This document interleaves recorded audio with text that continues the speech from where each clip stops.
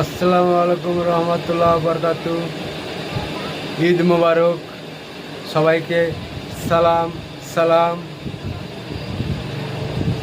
আপনারা যে যেখানে থাকবেন সুস্থ থাকবেন, ভালো থাকবেন। আপনারা গাড়ি, মোটরসাইকেল, বাইক আপনারা আস্তে আস্তে চালাবেন ঈদের দিন, আর জোরে চালাবেন না। ঈদ ভালোভাবে কাটাবেন। এবং সকল ফেসবুক বন্ধুদেরকে বলছি, আমার তরফ থেকে ঈদ মুবারক ও ভালোবাসা। আমি লালবাগ পার্কে ঈদের পরের দিন যাচ্ছি। আপনারা সব আসবেন, নিমন্ত্রণ থাকলে আপনাদের।